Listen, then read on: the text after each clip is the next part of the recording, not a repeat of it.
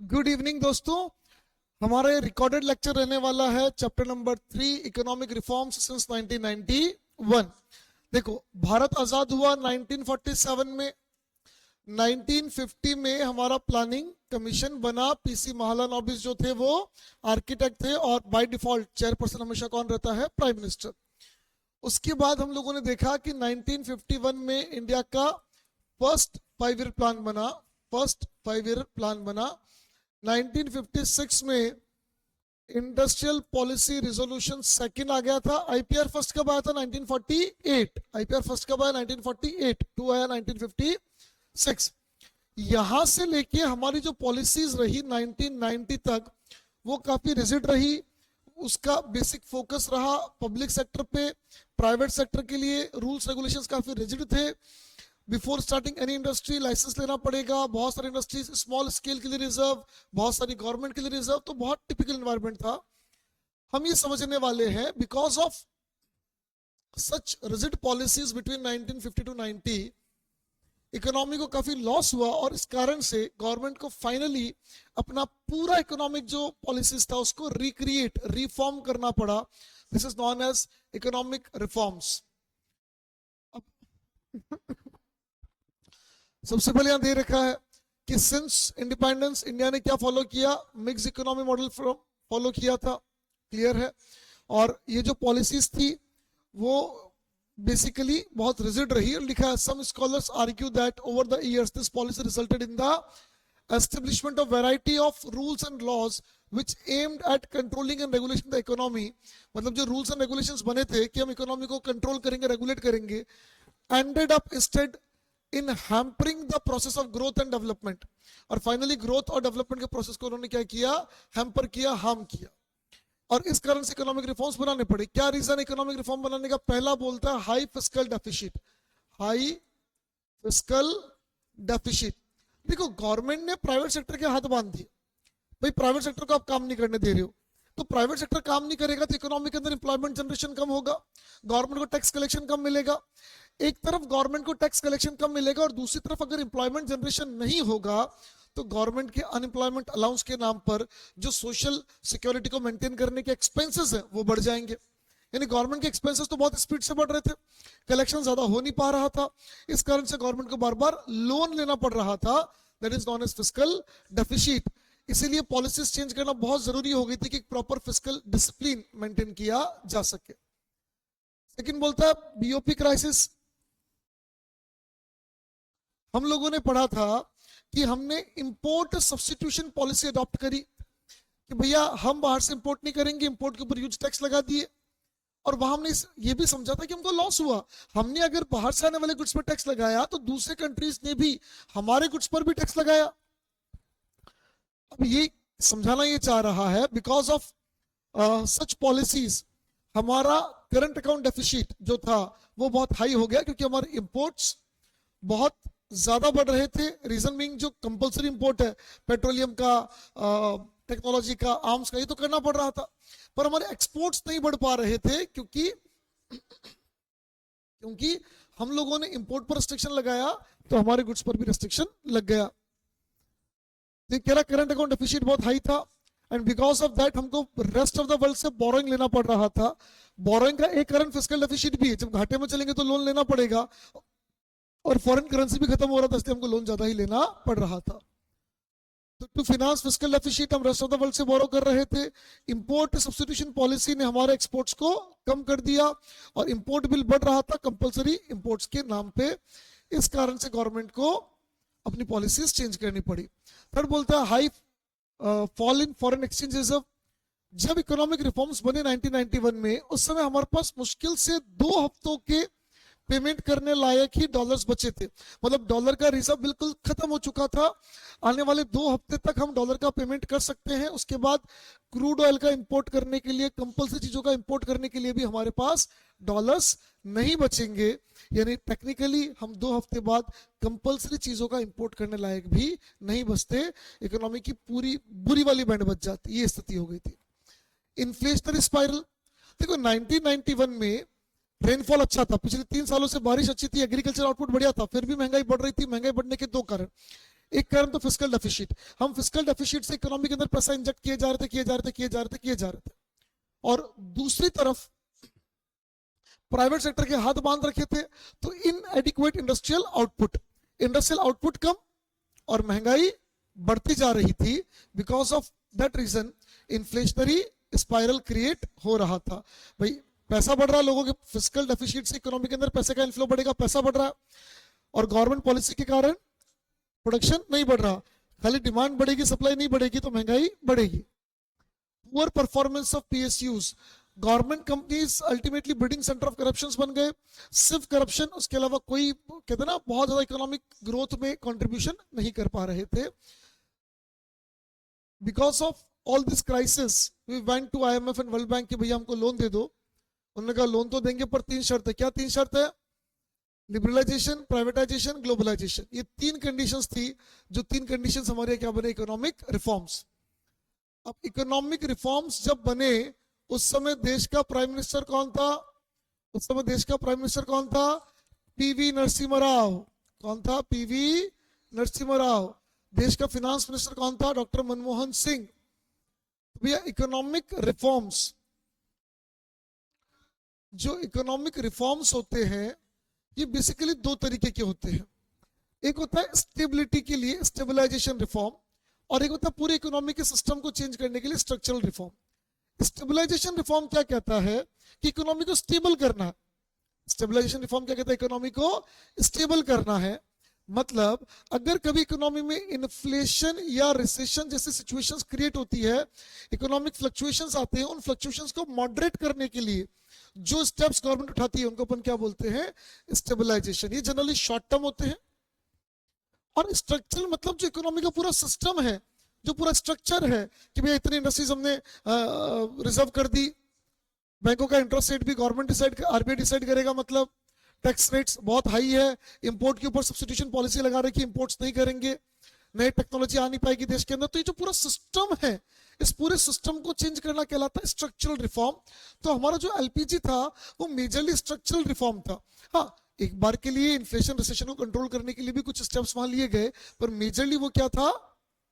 Structural reform था। Short term reform stabilization होता है, जो बीओपी बैलेंस ऑफ पेमेंट वगैरह इन्फ्लेशन रिसेशन से रिलेटेड करता है। बीओपी अगर डेफिसिट है तो करेक्ट करने के लिए नहीं, छोटे मोटे जो स्टेप्स होते हैं। और स्ट्रक्चरल रिफॉर्म होता है पूरे स्ट्रक्चर को चेंज करने के लिए लॉन्ग टर्म मेजर्स होते हैं। और जो हमारे 3 कंपोनेंट्स है इकोनॉमिक रिफॉर्म्स के, एल, पी और जी, लिबरलाइजेशन, प्राइवेटाइजेशन, ग्लोबलाइजेशन, ये बेसिकली क्या थे? ये बेसिकली स्ट्रक्चरल रिफॉर्म थे। लिबरलाइजेशन का मतलब क्या है? लिबरलाइजेशन का मतलब हुआ कि ease of doing business, business को आसान कर दिया। जो बहुत सारे रिस्ट्रिक्शंस थे, गुड्स का प्राइस गवर्नमेंट डिसाइड करेगा, बैंक रेट आरबीआई डिसाइड करेगा, टैक्स रेट्स हाई रख रखी थी, बहुत सारी इंडस्ट्रीज गवर्नमेंट के लिए रिजर्व है, बहुत सारी इंडस्ट्रीज स्मॉल स्केल के रिजर्व है, प्राइवेट को बिजनेस करना लाइसेंस देना पड़ेगा। ये जो रिस्ट्रिक्शंस थे, इन रिस्ट्रिक्शंस को खत्म करते हुए हमने जो बिजनेस को इजी कर दिया उसको हम बोलते हैं liberalisation. Industrial sector reform, financial sector reform, tax sector reform, foreign exchange market reform, यानी अलग अलग तरीके के रिफॉर्म्स यहाँ पे आते हैं, जिसमें एक आता है इंडस्ट्रियल सेक्टर रिफॉर्म। देखो इंडस्ट्रियल सेक्टर रिफॉर्म में प्री रिफॉर्म की 4 बातें, पोस्ट रिफॉर्म की 4 बातें। पहले बहुत सारे बिजनेस गवर्नमेंट के लिए रिजर्व थे, कुछ को छोड़कर बाकी सारे रिजर्व हटा दिए, रिजर्वेशन हटा दिए। स्मॉल स्केल के लिए काफी सारे बिजनेस रिजर्व थे, रिजर्वेशन स्मॉल स्केल का बिल्कुल खत्म कर दिया। स्मॉल स्केल को कंसेशन मिल जाएगा, टैक्स बेनिफिट मिल जाएगा, इंटरेस्ट रेट बेनिफिट मिल जाएगा, रिजर्वेशन नहीं, खत्म कर दिया। हर बिजनेस के लिए लाइसेंस कंपलसरी था, कुछ बिजनेस को छोड़कर लाइसेंस पॉलिसी खत्म कर दी। गवर्नमेंट जनरली सब गुड्स पर एडमिनिस्ट्रेटेड प्राइस यूज करती थी कि गवर्नमेंट डिसाइड करती थी लोहा क्या भाव बिकेगा, ये क्या भाव बिकेगा, वो क्या भाव बिकेगा। कुछ चीजों को छोड़कर मैक्सिमम सब चीजों में से एडमिनिस्ट्रेटिव प्राइस भी हटा दिया गया। अब यहां समझ ले, लाइसेंसिंग सब में हटाया, कुछ को छोड़कर। कुछ क्या क्या है? दारू सिगरेट, दारू सिगरेट पे तो रहेगा ना लाइसेंस, ये तो तुम समझ ही रहे हो, उनका इंपॉर्टेंस अलग है, सोशल इंपॉर्टेंस बहुत हाई है।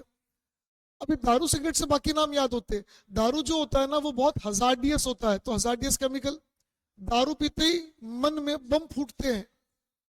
इंडस्ट्रियल एक्सप्लोसिव, इलेक्ट्रॉनिक, एरोस्पेस, दारू पी के आदमी हवा में उड़ता है, एरोस्पेस, इलेक्ट्रॉनिक्स एक एक्स्ट्रा याद कर लेना, और ड्रग्स एंड फार्मास्यूटिकल्स, जब दारू और सिगरेट की बात चले तो ड्रग्स की बात भी चलेगी, हालांकि ये ड्रग्स एंड फार्मास्यूटिकल दवाई वाला ड्रग्स है ना। तो alcohol, cigarette, hazardous chemical, industrial explosive, electronics, aerospace, drugs and pharmaceuticals, 7 industry को छोड़कर बाकी सबसे लाइसेंस खत्म कर दिया। गवर्नमेंट ने अपने पास रिजर्वेशन में सिर्फ 3 इंडस्ट्रीज उस समय रखी थी, atomic energy, railway transportation and defence equipment. वो भी धीरे धीरे चेंज होते होते अब जो बचा है एनसीईआरटी में अब का लिखा हुआ है, उस समय का 1991 का लिखना चाहिए था पर नहीं लिखा है, उस समय 3 इंडस्ट्रीज थी। अब का क्या लिखा उसने कि अब सिर्फ एटॉमिक एनर्जी का generation, elements of atomic energy का सेल परचेस प्राइवेट आदमी कर सकता है, जनरेशन का पावर सिर्फ गवर्नमेंट के पास है, और some core activities in railway transportation, railway की कई एक्टिविटीज का गवर्नमेंट अपने हाथों से प्राइवेटाइजेशन कर चुकी है, छोड़ चुकी है ना, प्राइवेट हाथों में अलाउड है। फाइनेंशियल सेक्टर रिफॉर्म बेसिकली ये रिलेट करता है बैंक से, शेयर मार्केट से। यहां पे दे रखा है, पहले आरबीआई का रोल था, ये इंपॉर्टेंट एग्जाम व्यू पॉइंट से भी, पहले आरबीआई का रोल था कंट्रोलर या रेगुलेटर, अब आरबीआई बन गया फैसिलेटर।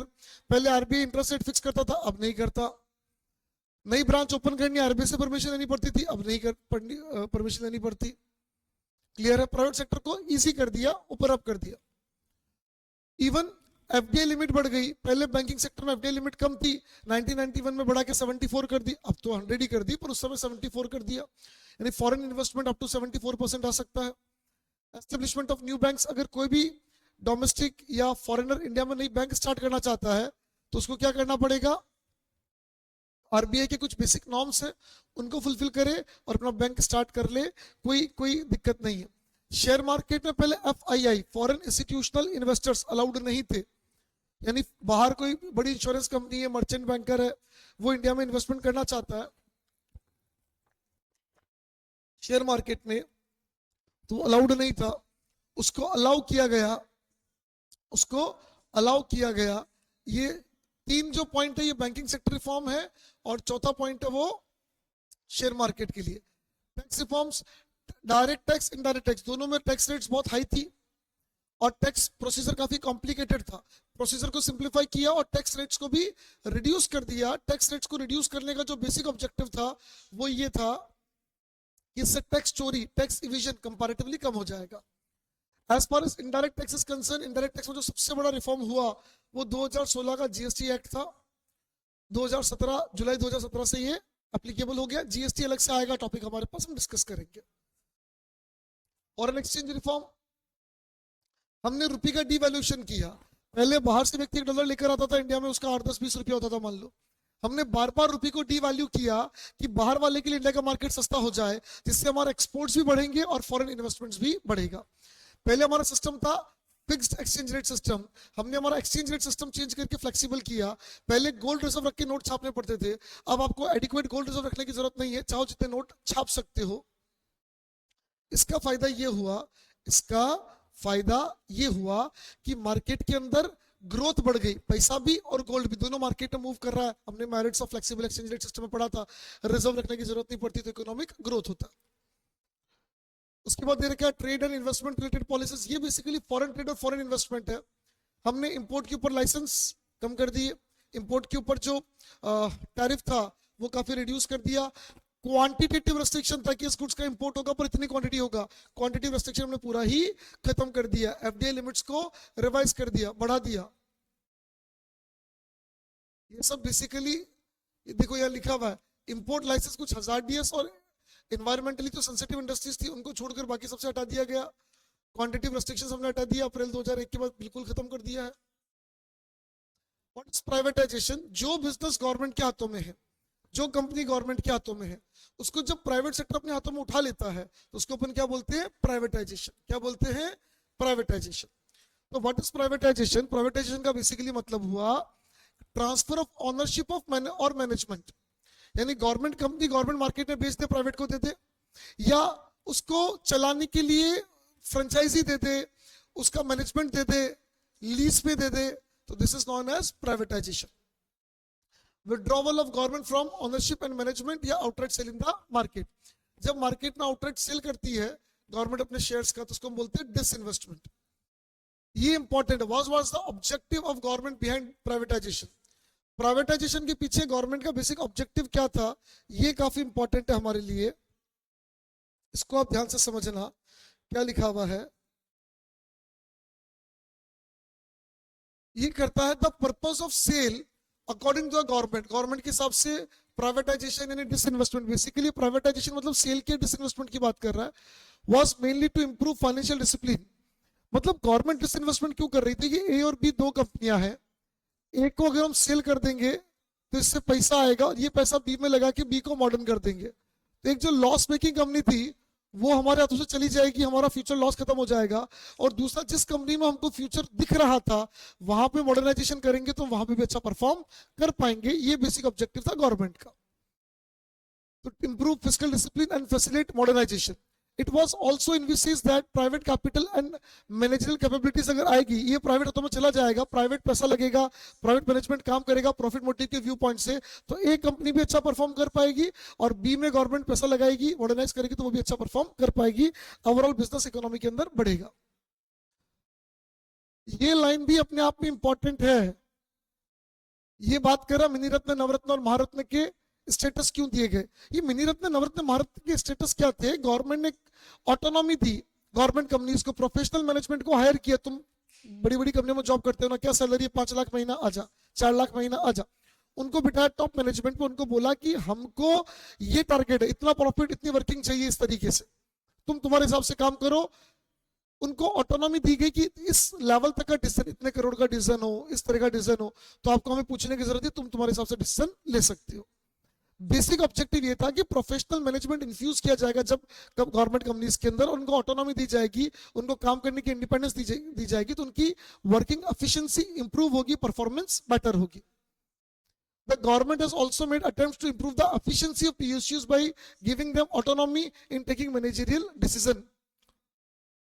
क्लियर है? तो इसमें प्रोफेशनल मैनेजमेंट इन्फ्यूज किया गया, टारगेट था एफिशिएंसी बढ़ाना, डिसीजंस बेटर होंगे तो उससे कंपनी की परफॉर्मेंस बढ़ेगी. Following are the examples. Mini Ratna, Navratna, Maharatna के एग्जांपल्स आप याद कर लेना. ग्लोबलाइजेशन एक कॉम्प्लिकेटेड प्रोसेस है जिसका बेसिक ऑब्जेक्टिव है वर्ल्ड इकोनॉमी को इंटीग्रेट करना. वर्ल्ड इकोनॉमी को इंटीग्रेट करना मतलब, वर्ल्ड इकोनॉमी को इंटीग्रेट करने का मतलब जो बाहर की इकोनॉमी है और जो इंडिया की इकोनॉमी है उसके बीच में जो इकोनॉमिक बाउंड्री है, उस इकोनॉमिक बाउंड्री को खत्म करना. इकोनॉमिक बाउंड्री को खत्म करने का बेसिकली मतलब ये हुआ कि जो टैरिफ्स है, जो इंपोर्ट लाइसेंस है, एफडीए लिमिट्स है, उन सबको खत्म करना और वर्ल्ड इकोनॉमी को एक साथ लेकर आना. हालांकि बहुत कॉम्प्लेक्स प्रोसेस है, हर कंट्री का अपना सेल्फ इंटरेस्ट होगा, उसको देखते हुए हर आदमी डिसीजन लेगा, हर गवर्नमेंट डिसीजन लेगी. यहाँ पे हम बात कर रहे हैं इंपोर्ट लाइसेंस को, इंपोर्ट पे टैरिफ को खत्म करना, एफडीए लिमिट्स को रिवाइज करना, क्वांटिटी रेस्ट्रिक्शंस खत्म करना. ये आउटसोर्सिंग, ग्लोबलाइजेशन हो गया. Now what is outsourcing? Outsourcing का मतलब होता है आपके बिजनेस की कोई एक्टिविटी, आपके बिजनेस का कोई काम आप बाहर वाले को दे रहे हो, भाई तू कर ले. जैसे मुझे ऑनलाइन पढ़ाना है और मैं किसी आउटसाइडर को बोलता हूँ तू मेरे वीडियो रिकॉर्डिंग वगैरह करके इसको सोशल मीडिया पे डालना, उसकी मार्केटिंग करना, पीआर करना, ये तेरा काम है. ये हो गया आउटसोर्सिंग. अब आउटसोर्सिंग पहले होता था कि अपने बिजनेस के बाहर किसी एजेंसी को हायर करना, लेकिन आफ्टर ग्लोबलाइजेशन ये बाहर का मतलब देश के बाहर हो गया. डेवलप्ड कंट्रीज में महंगाई ज्यादा है, लेबर महंगा मिलता है, आउटसोर्सिंग महंगी होती है. डेवलपिंग कंट्रीज में लेबर कंपैरेटिवली सस्ता भी है, स्पेसिफिकली इंडिया की बात करूं, लेबर सस्ता भी है और बहुत ही कैपेबल एंड अडेप्टिव लेबर है. कैपेबल तो है ही, और किसी भी लैंग्वेज को, किसी भी इन्वायरमेंट को हम अडॉप्ट कर सकते हैं, उस अकॉर्डिंगली हम काम कर सकते हैं. लैंग्वेज में तो हम एक्सपर्ट इसलिए भी होते हैं, with in India we have multiple languages, इतने लैंग्वेजेस है. बिकॉज ऑफ दैट मूवी बाहर बनती है, उसके वीएफएक्स होने इंडिया आ जाता है, प्रोडक्ट बाहर बिक रहा है, एडवर्टाइजमेंट इंडिया में आ जाता है. बाहर कोई प्रोडक्ट बिका, उसकी ग्रीवेंसेस के लिए आप फोन कर रहे हो, कॉल सेंटर इंडिया में है, इंडिया में आदमी उठा के इंडिया के जो लेबर है वो ब्रिटिश इंग्लिश में बात करा लो, आप उनसे अमेरिकन एसेंट में बात करा लो, आप ऑस्ट्रेलियन एसेंट में बात करा लो, किसी भी एसेंट में बात करके रिप्लाई कर देते हैं. बाहर बुक लिखी, ट्रांसलेशन इंडिया में हो रहा है. क्लियर है? बाहर गाना बन रहा है, म्यूजिक इंडिया में रिकॉर्ड हो रहा है. Book of accounts, legal task, ये बहुत सारी चीजें इंडिया में होने लग गई. तो this is outsourcing. Outsourcing India के लिए तो एक बहुत बड़ा बूम साबित हुआ. एम्प्लॉयमेंट मिला, फॉरेन इन्वेस्टमेंट खूब आया। बहुत सारे बीपीओस इंडिया में ऐसे हैं जो फॉरेनर्स ने यहाँ खोल रखे। जो अमेरिकन बंदा जिसके अमेरिकन कंपनीज में बढ़िया लाइसेंसिंग है, उसने 10-20 कंपनियों से लाइसेंसिंग उठाई और इंडिया में अपना कॉल सेंटर ओपन कर दिया। अब वहां का काम वो इंडिया लेके आ गया, उन call centres, Indian call centres पे वहां की कंपनी से वर्क लेके आ गया। इन्वेस्टमेंट भी उनका, काम भी उनका, हमको जॉब मिल रही है, सीधा सीधा पैसा कमा रहे हैं। क्लियर है? और इंडिया में फायदा क्या है? लोअर वेजेड एम्प्लॉय है, स्किल और अडेप्टिव वर्कर है, एक्सचेंज रेट का फायदा मिलता है, $1 आता है 80-85 रुपीज हो जाता है, इंटरनेट हाई स्पीड, ट्रांसपोर्टेशन सब कनेक्टिविटी बढ़िया है, और गवर्नमेंट का भी सपोर्टिव रोल हमेशा से इसमें रहा। डेवलप्ड कंट्रीज नाराज है भैया, उनका पैसा हमारे पास आता है, उनकी इंप्लॉयमेंट हम खा जाते हैं, और डेवलप्ड कंट्रीज कंपैरेटिवली नाराज। वर्ल्ड ट्रेड ऑर्गेनाइजेशन, WTO से पहले कौन था? GATT, general agreement on trade and tariff. गैट कब बना? 1948। गैट खत्म हुआ 1995, उसकी जगह बना WTO। जब गैट बना तब कितनी कंट्रीज थी उसमें? 23 कंट्रीज थी। क्लियर? अब WTO का ऑब्जेक्टिव क्या है कि भैया पूरी दुनिया में इंटरनेशनल लेवल पर ट्रेडिंग को बढ़ाना। ये हर कोई कंट्री किसी भी चीज पर टैक्स लगा देती है, ऐसा ना हो।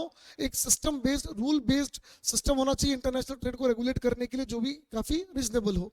इंटरनेशनल ट्रेड बढ़ेगा, production of goods and service बढ़ेगा, लोगों का लिविंग स्टैंडर्ड बढ़ेगा, availability of goods and services, production, employment बढ़ाना इसका अल्टीमेट टारगेट है। इनका टारगेट ये भी है कि दुनिया में एक कंट्री दूसरे कंट्री का अगर गुड्स अवॉइड करना चाहती है तो टैक्स बढ़ा दे, टैरिफ बढ़ाए। नॉन टैरिफ मेजर्स तो बिल्कुल ही खत्म हो जाए। नॉन टैरिफ मतलब import policy, quantitative restriction, ban लगा देना इंपोर्ट के ऊपर, ये बिल्कुल खत्म हो जाना चाहिए। टैरिफ धीरे धीरे करते हुए हम रिड्यूस कर दें, बट टैरिफ के अलावा बाकी चीज तो बिल्कुल ही खत्म हो जाए।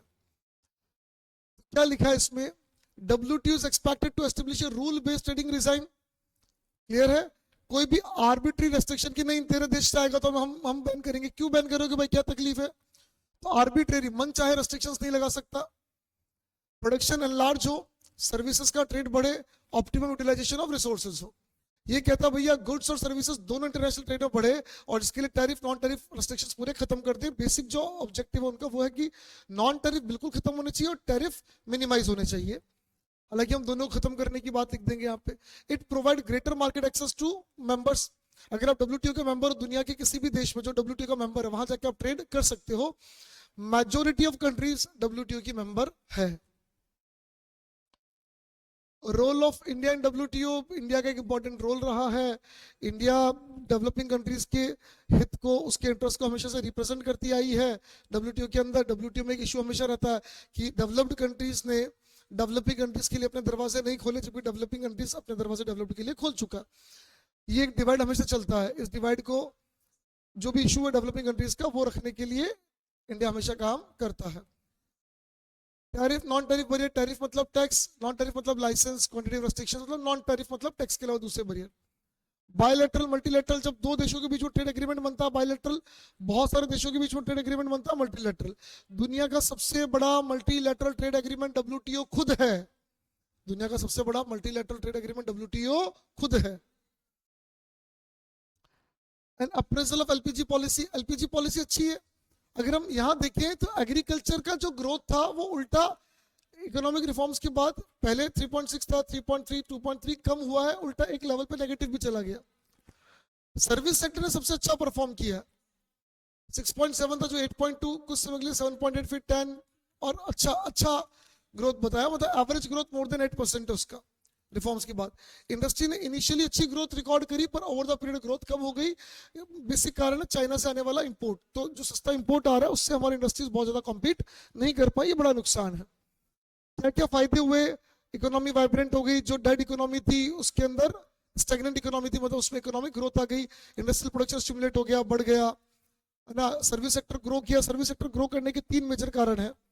एक तो जब इंडस्ट्री ग्रो करती है तो उसका एंसिलरी इंडस्ट्री भी ग्रो करेगा ही करेगा, ट्रांसपोर्टेशन, बैंकिंग, सर्विस सेक्टर तो ग्रो करेगा ही करेगा।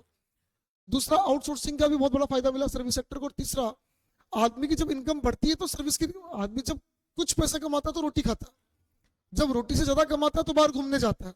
मतलब सर्विस की डिमांड कब होती है? जब इनकम एक लेवल से ज्यादा बढ़ती है। तो इकोनॉमिक रिफॉर्म्स के बाद इंडिया में लोगों की इनकम बढ़ी, उससे भी सर्विस की डिमांड बढ़ गई, आउटसोर्सिंग से भी सर्विस की डिमांड बढ़ गई, और इंडस्ट्रियल डेवलपमेंट के साथ साथ सर्विस की डिमांड तो बढ़ती ही है। इन्फ्लेशन कम हो गया क्योंकि गुड्स एंड सर्विसेज का प्रोडक्शन बढ़ गया, कंज्यूमर सोवरेनिटी हो गई, कंपटीशन बढ़ गया फर्म्स के बीच में, डोमेस्टिक फर्म्स भी बढ़ गई, फॉरेन कंपनीज भी आ गई, तो कंज्यूमर की चॉइस मेकिंग ज्यादा इंक्रीज हो गई। फॉरेन एक्सचेंज रिजर्व बहुत बड़ा, याद रखना फॉरेन एक्सचेंज रिजर्व जो था वो $6 बिलियन था 1991, डेटा याद कर लेना। $413 बिलियन हो गया 2018-19 आते आते। Flow of private foreign investment जो 100 मिलियन था पर ईयर इनफ्लो था 1990-91 का, वो 2017-18 में 30 बिलियन हो चुका है। एक्सपोर्ट्स भी हमारे काफी बढ़ गए, आईटी, सॉफ्टवेयर, टेक्सटाइल, फार्मास्यूटिकल्स, हम सब चीजों का अच्छा एक्सपोर्ट कर रहे हैं। क्रिटिसिज्म ऑफ एलपीजी पॉलिसी, भाई एलपीजी पॉलिसी में क्या क्या नेगेटिव पॉइंट है। एक ग्रोथ इन एम्प्लॉयमेंट में हम कह रहे हैं कि after economic reforms growth majorly technology के कारण हुई, जितना ग्रोथ हुआ उतना एम्प्लॉयमेंट जनरेशन नहीं बढ़ा, यानी जॉबलेस ग्रोथ क्रिएट हुआ। दूसरा हम कह रहे हैं एग्रीकल्चर को नुकसान हुआ। क्यों नुकसान हुआ? गवर्नमेंट ने अपने फिस्कल डिसिप्लिन के चक्कर में ऐसा बोले, फिस्कल डेफिसिट जो था, घाटा जो था, जो डेफिसिट था उसको कम करने के चक्कर में गवर्नमेंट ने एग्रीकल्चर सेक्टर में, रोड में, इरिगेशन में जो अपना इन्वेस्टमेंट था वो इन्वेस्टमेंट रिड्यूस कर दिया। गवर्नमेंट जो सब्सिडी दिया करती थी एग्रीकल्चर प्रोडक्ट्स में वो धीरे धीरे कम कर दी, जिससे फार्मर्स की कॉस्ट ऑफ प्रोडक्शन बढ़ गई, फार्मर्स की इनकम कम हो गई। फॉरेन कंपटीशन आ गया फार्मर्स के सामने, फॉरेन गुड्स आएगा, उससे आपको कम्पीट करना पड़ेगा, उससे जीतने की कोशिश करो। और मोर ओवर एक दिक्कत और हुई, मैक्सिमम फार्मर खेती करने लग गए ऐसे गुड्स का जिसका बाहर एक्सपोर्ट बढ़िया हो सकता, यानी बाहर एक्सपोर्ट एक्स कमोडिटी का महंगा हो सकता है, उसमें बढ़िया पैसा मिल सकता है। इंडिया को जरूरत वाई कमोडिटी की है, पर फार्मर किसी खेती कर रहा है एक्स कमोडिटी की, जिससे इंडिया में वाई कमोडिटी की अवेलेबिलिटी तो कम होगी ही होगी, महंगाई और बढ़ जाएगी।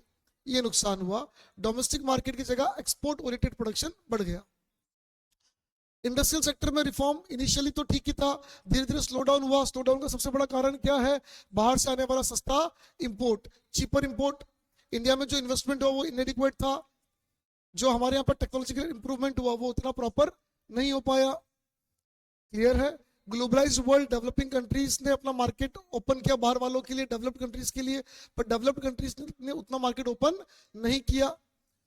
हमारी इंडस्ट्रीज जो कि बेचारी इतनी स्ट्रांग नहीं थी, वो इंपोर्टेड गुड्स से कई सेक्टर में कॉम्पीट नहीं कर पाई। ये ग्लोबलाइजेशन की कमी भी है कि एम्प्लॉयमेंट अपॉर्चुनिटीज डेवलपिंग कंट्री में खा जाता है,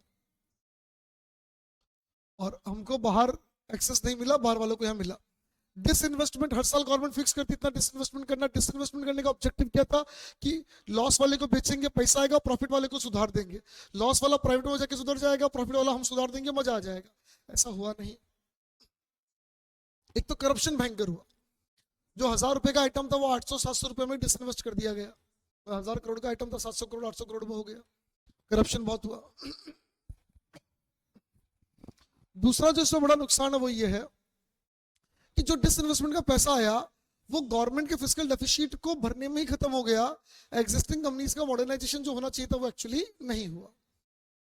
फिस्कल पॉलिसी रिफॉर्म्स में क्या क्या नुकसान रहा? हमने टैक्स रिडक्शन इसलिए किया कि टैक्स रेट रिड्यूस करेंगे तो टैक्स चोरी कम हो जाएगी।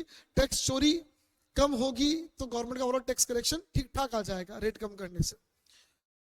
ऐसा हुआ नहीं, रेट कम करने के बाद भी टैक्स चोरी चलती रही, टैक्स एविजन मेंटेन रहा। हमने बाहर की कंपनीज को इंडिया में अट्रैक्ट करने के लिए बहुत सारे कमिटमेंट कर लिए कि इन पर टैक्स नहीं लगाएंगे, ये टैक्स नहीं लगाएंगे, इस टैक्स को इस रेट के ऊपर नहीं बढ़ाएंगे। बाउंड टैक्स लिमिट हो जाता है, बाउंड टैक्स बोलते हैं इसको, बाउंड टैरिफ बोलते हैं। हम बाउंड है, इससे ऊपर टैरिफ हमारा चार्ज नहीं करेंगे। बिकॉज ऑफ दिस हमारा स्कोप जो था टैक्स कलेक्शंस को बढ़ाने के लिए वो भी खत्म हो गया, हमारे पास स्कोप भी नहीं बचा। कंक्लूजन ये है कि भैया ग्लोबलाइजेशन, प्राइवेटाइजेशन, लिबरलाइजेशन से हमारी इकोनॉमी को फायदा हुआ है। एम्प्लॉयमेंट बढ़ा है, प्रोडक्शन बढ़ा है, जीडीपी ग्रोथ बढ़ा है, ओवरऑल इनकम, लिविंग स्टैंडर्ड बढ़ा है। लेकिन जितना डेवलप्ड कंट्रीज के लिए हमने दरवाजे खोले उतना उन्होंने हमारे लिए नहीं खोले, और कुछ सेक्टर्स में हमको नुकसान भी हुआ है। कुछ सोशल लॉस यहाँ पे दे रखा है कि भैया एक बड़ा नुकसान हुआ कि डेवलप्ड कंट्रीज ने हमारे मार्केट बढ़ा लिया, यहाँ पे उनका इंटरवेंशन बढ़ गया, हमारे इकोनॉमिक डिसीजन मेकिंग में उनका इंटरवेंशन बढ़ गया। हमारा कल्चरल इरोजन हुआ है, हम उनके कल्चर में ढह गए। ऐसे कई नुकसान हमको यहाँ पे कंज्यूमरिज्म स्प्रेड किया गया। हमको जिस चीज की जरूरत नहीं है, भाई कोई मेरा दोस्त आईफोन मेरे पास था, मैंने आईफोन बेच के दूसरा फोन ले लिया एंड्रॉइड का, सैमसंग ले लिया, तो बोलते हैं तो डिग्रेड हो गया। मैंने कहा डिग्रेड कैसे हो गया? बोला आईफोन से सैमसंग। मैंने कहा आईफोन में क्या था भाई? बोले लोगो था पीछे, अच्छा लगता। दिस इज कंज्यूमरिज्म, आपके दिमाग में बिठा दिया गया कि लोगो खरीदना है। क्लियर है? आपको 10 तरह के कपड़ों की जरूरत है, ये बाइक शो ऑफ, वो शो ऑफ, ये सब कंज्यूमरिज्म स्प्रेड करके हमारी सेविंग्स को खत्म किया गया है। ये भी एक नुकसान है इकोनॉमिक रिफॉर्म्स का। डिमोनेटाइजेशन हमको पता है, जो लीगल टेंडर है उसको खत्म कर देना डिमोनेटाइजेशन कहलाता है। 8 नवंबर 2016 को मोदी जी ने किया था 500,000 रुपए के नोट बंद, जो कि 86% था पूरी कंट्री की कैश सप्लाई का। डिमोनेटाइजेशन स्कीम में ये था कि आपके पास जो नोट पड़े 500,000 के, वो बैंक में जमा कराओ, बैंक उसके बदले में आपको या तो कैश दे देगी 2,000 के नोट में, या फिर वो पैसा आपके अकाउंट में जमा कर लेगी। क्लियर है? हालांकि कैश विड्रॉवल के ऊपर कुछ रिस्ट्रिक्शंस थे, आप पूरा कैश विड्रॉ नहीं कर सकते हो, अकाउंट में जमा कराओ, कुछ कुछ विड्रॉ आप कर पाओगे। एम क्या था? करप्शन कम होगा, काउंटरफीटिंग ऑफ डुप्लीकेट करेंसी कम होगी, इलीगल एक्टिविटीज, ब्लैक मनी खत्म होगा। कुछ फायदा भी हुआ, टैक्स एडमिनिस्ट्रेशन इजी हो गया, लोगों ने कैश इन हैंड को बैंक में जमा करा, बैंक में जमा कराने से व्हाइट मनी बढ़ गया, तो आगे फर्दर ट्रांजैक्शंस भी बैंक के थ्रू होने लग गए, तो ओवरऑल टैक्स कलेक्शन गवर्नमेंट का बढ़ गया। जो सेविंग घर पे आइडियल पड़ी थी वो बैंक में आई, बैंक में आने से आगे लोन जाने लगी, तो चैनलाइजेशन ऑफ सेविंग हो गया आगे से आगे। कैशलेस इकोनॉमी नहीं है पर लैशलेस इकोनॉमी है। आज हमारे देश में ठेले वाला तो पैसे लेता ही है ऑनलाइन, भिखारी भीख भी लेता है ऑनलाइन, हर मंदिर या कोई भी रिलीजियस प्लेस में जाओगे वहां ऑनलाइन डोनेशन हो सकता है, एवरीवेयर हर जगह पर ऑनलाइन होने लग गया, तो हम काफी हद तक लैशलेस इकोनॉमी में चले गए। मतलब इवन आप लिटरली भिखारियों के पास, मंदिरों के बाहर आप चले जाओ, वो कटोरा जो है उसमें पैसे वो मांगो, आप कहोगे पैसे नहीं, तो कटोरा से उल्टे घुमा के अपना यूपीआई क्यूआर कोड देगा, बोले भैया स्कैन करके दे दे। इलीगल एक्टिविटीज काफी हद तक कम हुई है। GST goods and service tax एक कॉम्प्रिहेंसिव इनडायरेक्ट टैक्स है, जितने भी दूसरे इनडायरेक्ट टैक्स थे, कस्टम ड्यूटी, इंपोर्ट ड्यूटी को छोड़कर, जो भी सेल्स टैक्स था, सर्विस टैक्स था, एक्साइज ड्यूटी था, सबको खत्म करके एक सिंगल टैक्स आ गया जीएसटी। ये कॉम्प्रिहेंसिव है, सारे टैक्स को जोड़ के चलता है, मल्टी स्टेज है, जितनी बार सेल परचेज होगा हर बार वैल्यू एडिशन पर टैक्स लगेगा। डेस्टिनेशन बेस्ड है, जो बायर होगा उसको अल्टीमेटली टैक्स का बर्डन बियर करना पड़ेगा। एप्लीकेबिलिटी पूरे इंडिया पर है इसकी, कोई जगह नहीं छोड़ रहे, तो it truly satisfies the condition one nation one tax. Clear? उसको जस्टिफाई कर रहा है, उस कंडीशन को सेटिस्फाई कर रहा है।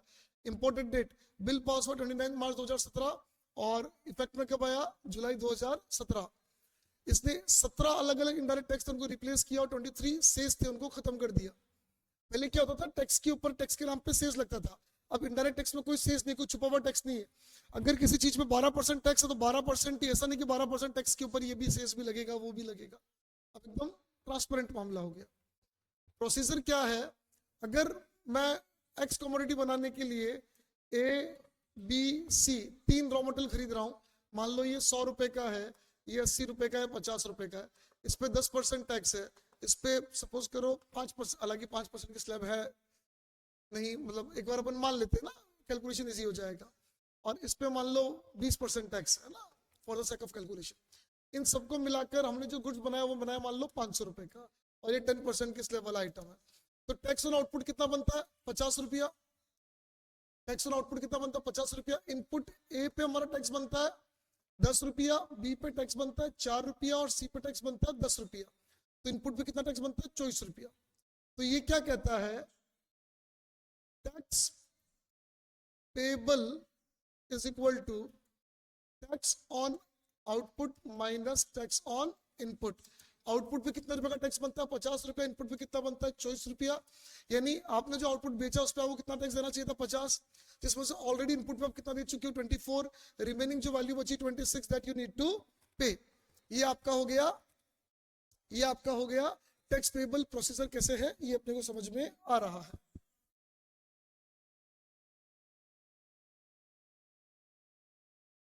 ये क्लियर है ना? ये देख लेना, ऐसा कोई कैलकुलेटिव क्वेश्चन आ जाए तो ध्यान रखना, अलग अलग इनपुट्स होंगे, अलग अलग रेट होगी, तो उनका टैक्स और इनपुट निकालना पड़ेगा, tax on output minus tax on input.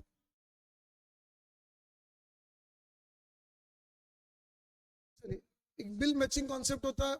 मैंने आपको गुड्स बेचा, मैंने आपको गुड्स बेचा, आपने खरीदा, मैं बेचूंगा तो अगले महीने मैं एंट्री डालूंगा ये कि मैंने इस XYZ को, जो भी जीएसटी नंबर, इस जीएसटी नंबर को गुड्स बेचा है, और जिसने मेरे से खरीदा है उसको भी ये लिखना पड़ेगा कि इससे खरीदा, और दोनों का बिल क्रॉस मैच किया जाएगा।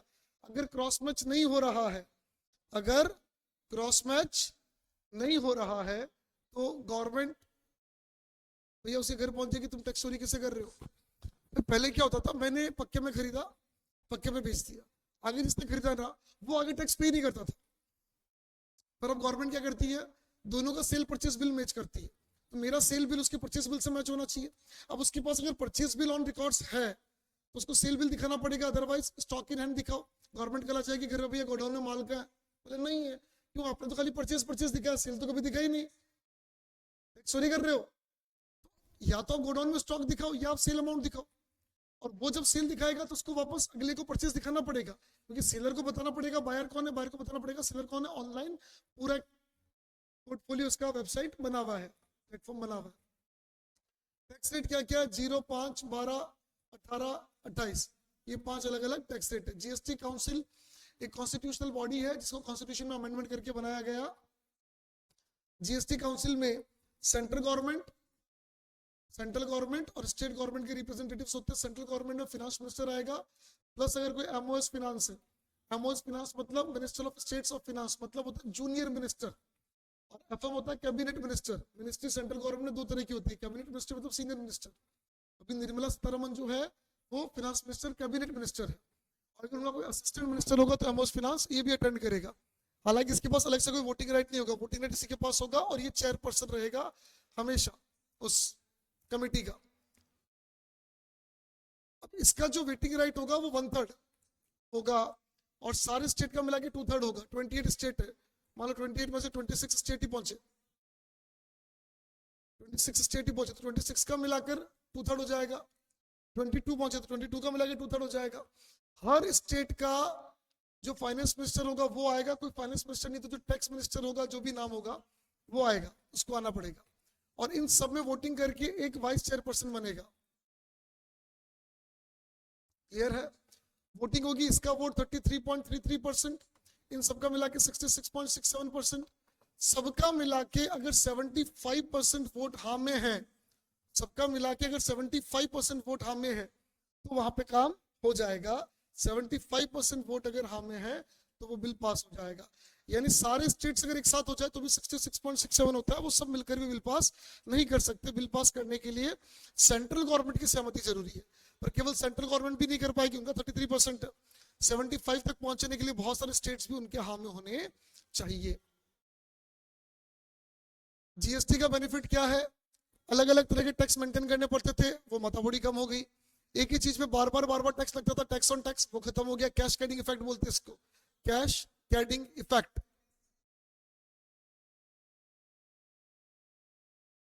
कैश कैडिंग इफेक्ट खत्म हो गया। क्लियर है? हार्मोनाइज मार्केट हो गया। पहले क्या होता था, गुजरात में किसी प्रोडक्ट पर टैक्स है 5%, महाराष्ट्र में टैक्स है 10%, तो महाराष्ट्र वाला व्यक्ति गुजरात के दुकानदार से खरीद लेता था। अब महाराष्ट्र वाला शॉपकीपर बेचारी की क्या गलती, गवर्नमेंट ने टैक्स 10% लगा दिया, इसका बिजनेस तो बर्बाद हो गया फालतू में। एक हार्मोनाइज मार्केट बन गया, टैक्स चोरी कम हो गई, टैक्स ऑन टैक्स वाला बर्डन खत्म हो गया, तो गुड्स के प्राइसेस भी मॉडरेट हो गए, बहुत महंगाई नहीं बढ़ती है। एम्प्लॉयमेंट अपॉर्चुनिटी मिल गई, सेलिंग बिल, परचेज बिल सब मेंटेन करना पड़ेगा, ऑनलाइन मेंटेन करना पड़ेगा, तो उसके लिए आपको फीडर चाहिए। क्लियर है? हिडन टैक्स कुछ भी नहीं है, जो है वो क्लियर कट है। जीएसटी 3 तरीके से होता है। अगर इंट्रा स्टेट सेल है, इंट्रा स्टेट मतलब विद इन स्टेट, राजस्थान में सेल है, तो यहाँ पे अगर मान लो 18% टैक्स है तो 9% सेंट्रल जीएसटी होगा और 9% स्टेट जीएसटी होगा, दोनों का आधा आधा। पर राजस्थान से महाराष्ट्र या महाराष्ट्र से गुजरात, एक स्टेट से दूसरे स्टेट में टैक्स है, तो वहाँ आईजीएसटी लगता है, इंटीग्रेटेड, जहाँ सारा इंटरस्टेट सेल पे सारा पैसा एक बार सेंटर पे जाता है, सेंटर आधा अपने पास रखता है, आधा फिर बांट देता है स्टेट को। चलिए दोस्तों, हमारे लिए चैप्टर भी एक बार खत्म हुआ, रिकॉर्डेड लेक्चर में आपको ये भेज रहा हूँ।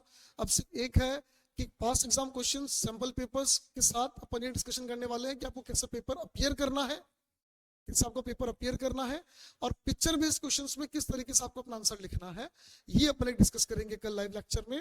अभी के लिए थैंक यू, गुड नाइट।